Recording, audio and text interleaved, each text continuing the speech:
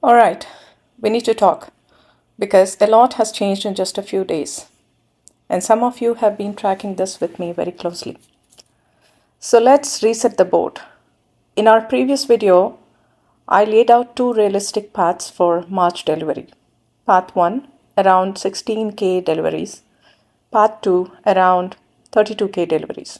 At that time, March open interest was sitting around 44K.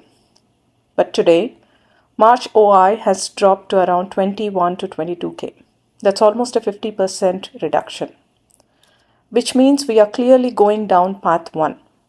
So let's be very clear about this. The March rupture scenario is off the table. So if you're expecting a 160 million ounce shock event in March, that probability just collapsed. Now here's where it gets interesting because stress did not disappear completely. It moved. Let's look at total open interest. Between February 20 and 24, total OI dropped from around 100K to roughly 92K today. So about 8,000 contracts came out of the system. That's leverage getting flushed, which means weak hands leaving. And honestly, that's healthy. Markets that go vertical with too much leverage tend to break violently. Markets that reset leverage and keep rising are structurally stronger. So here's the key.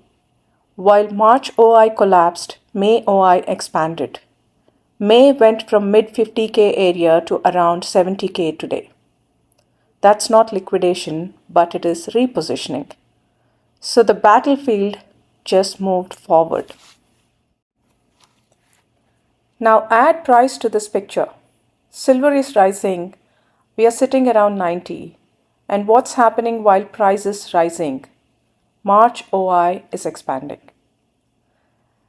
That is not classic short covering behavior. Price up, forward OI up, which means new participation is entering. That's fuel being built in the next contract. Now add one more layer, which is the most important piece to this puzzle. SHFE Comex premium is still elevated, above $15. That tells you something very important. This is not just paper games. There is still physical tension in the system. If that premium collapses while price rises, that's speculative froth. But if premium stays elevated, as what we see today, while price is rising, that's structural demand pressure. Now let's talk deliveries. December delivered around 13K contracts. January delivered around 10K, and February so far around 5K. That's not collapse. That's still elevated versus historical norms. So stress did not vanish. It just didn't climax in March. So where does that leave us? March resolves via path 1. Immediate rupture avoided, but price is rising, forward OI is expanding, leverage was flushed, premium remains elevated, inventory backdrop is still tight. That is not chaos. That is pressure building under stability. And sometimes that's even more powerful. The important thing here is this. The violent volatility we saw earlier flushed weak leverage. What remains is cleaner positioning. If acceleration comes now, it will be structurally healthier. March was not the rupture. It may have been the pressure transfer point.